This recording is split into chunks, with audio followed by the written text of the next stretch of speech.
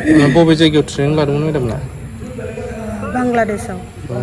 सोर थगायदों, सोर गाथेनानै दोनदों बेखौ जों समाव फोरमायगासिनो दङ।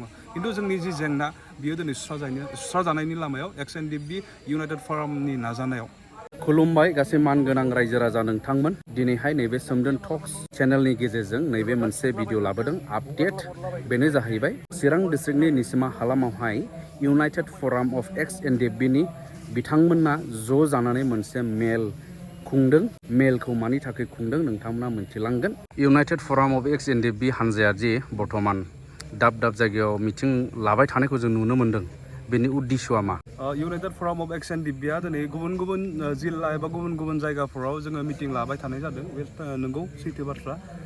जाहोनानो जाहैबाय जोङो इउनाइटेड फराम अफ NDFBखौ जोङो गोरा गोख्रोङै जोङो खालामनो जों हास्थायगासिनो दङ। ओरैनो जों दुरबल नंखाया, जों गोरा गोख्रोंखा आरो जोंहा जिखिनि माने बोलोफोर दङ बेखौ जोङो बांनायनिफ्राय बांहोनो नागिरदों। खारनानो जाहैबाय जोंहा जारिमिनखौ नायफाफिननांगौनि जाहोनफोर दङ। जोङो गोलाव सम जों संग्राम खालामबोबाय, हारिनि गोबां जोङो सुबुंफोरखौ जोंनि संग्रामाव जों बाहागो लाहोबाय। जोंनि गोबांथार बिर जोहोलाव जोहोलावजोफ्रा बर' हानि थाखाय, जोंनि हारिनि थाखाय, जोंनि ओनसोलनि थाखाय गावनि आगोमा थै जिउखौ जिहेतु बावबोबाय। बिथांमोननि सायाव नायफिननानै जोंहा जारिमिननि सायाव नायफाफिननानै जोंहा खामानि मावनांगौनि थाखाय गोबांथार बिबान दङ दिनैबो। खारन जोङो 2020 मायथाइनि 27 जानुवारियाव जों लुबैयै सुक्तिखौ खालामनांनायनि उनाव जोङो डिसबेन्ड जाखांनानै जोंहा खामानिफ्रा बांदों आरो बेयावहाय जोङो डेम'क्रेटिक मोनसे प्लेटफर्म हिसाबै जों इउनाइटेड फराम अफ NDFBखौ जों दानानै लादों आरो बिब्दिहाय जों बेखौ बांसिननिख्रुइ बांसिन गोरा गोख्रों खालामनो थाखाय जोङो गुबुन गुबुन जायगाफ्राव बेबायदि सावरायमेलखौ लानाय जादों।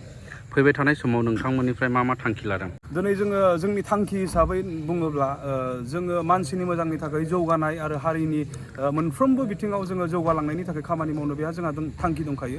आरो समाजाव नुजानाय गासै माने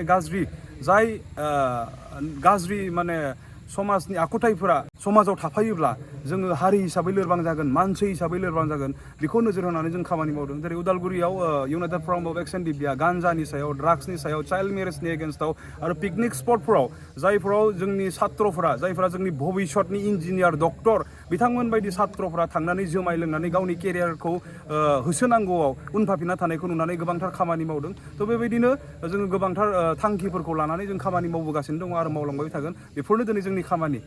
आरो जोङो थारैनो जोंनि जि जेंनामोन, जायहा माने एग्रिमेन्टनि गेजेरजों, एकर्डनि गेजेरजों जोबनानै फैनांगौमोन, दिनै बियो जोंहा जोबाखैमोन। जोंनि NDFBनि गोबांथार जेंनाफोर दिनै गोबाङा गासैबो मोनथिखागौ। जोंहा केस उइथड्र जायाखैमोन, जेलाव थानायफ्रा उदां जायाखैमोन।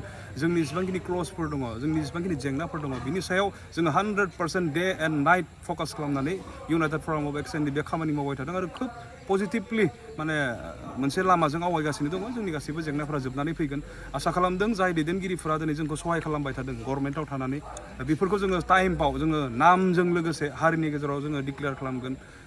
बेखौ जोंहा सिन्थायाव जोंनाव दंसै आरो फैबाय थानाय समफ्राव जोंखौ सोर सहाय खालामदों, सोर क्रेडिट लादों, सोर थगायदों, सोर गाथेनानै दोनदों, बेखौ जों समाव फोरमायगासिनो दङ।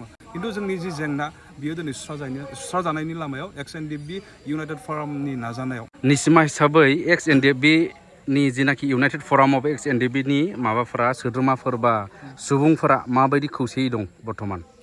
आं दिनै बेयाव हांख्रायनानै लिंहरजादों। बेयाव बाहागो लाफैनानै आं जोबोद मोजां मोनदों। दिनै जों जि हलाव जों मिटिं जिरायदों बेयाव सियारा आबुं जादों आरो थोआखै, बाहेरायावबो जिरायनो गोनां जादों। बेजों जों फोरमान जायो। बे सावगारिया रोखायै फोरमायदों जे निसिमा हिसाबै बारग' NDFBफोरा गोरा गोख्रोङै खौसेयै दङ। इउनाइटेड फराम अफ NDFBजोंनो गोरा गोख्रोङै दङ होननानै आङो फोरमायनो हास्थायो। नैबे बिथांजोआ जाहैबाय NDFB आइजो, चिरां डिस्ट्रिक्ट आमटेका एरियानि बिटिनि होननाय गामिनि आरो नैबे मेडामा। खुलुमबाय नोंथांमोननिसिम। आमथिखा बिटिनि आरो नामा आंना रमायना लायो आफानाव आरो आङो अरिजिनेला रनेला आरो। मा सनावहाय आफानाव हाबनायमोन? आं सना 2002आव आङो थांदोंमोन। ओमफ्राय जोङो 18 बेचआवहाय जोङो ट्रेनिं लादों। बबे जायगायाव ट्रेनिं लादोंमोन मेडामना? बांलादेशआव। माबायदि ट्रेनिं होनाय जायोमोन? जोंना बिदिनो ओरैनो जास्टनि माबाल' लायो आरो बांद्राय माबाफोर बायदि लाया आरो हौवाफोरनि जेरैहाय मेन माबा लायो, अरिजिनेल माबा लायो। जोंना बेबायदि नङा आरो एसे नर्मेलै एसे। लेडिस आर्मि हिसाबै साबेसेसो दङ नोंसिनाव दा? बेखौनोथ' जों 30-40 जना बेफोरबायदि दङमोन। दा हाबा जानानै दा आलादा जाजोब्बाय। फुरा गासिबो ट्रेनिं मोनजोबनायमोन आरो? गासिबो ट्रेनिं मोनजोबनाय। ओमफ्राय नोंसिनि आइजोफोरनि आर्मि टिमावबो केस जानायफोर दं नामा? औ केस जानायफोर दङ। जोंना बिदिनो माबामोन दङ, सिंखावरिमोन दङमोन, हायनामोन दङमोन। मोननांगौफोरखौ मोनबायमोन नामा? मोननांगौखौथ' मोनाखै जों।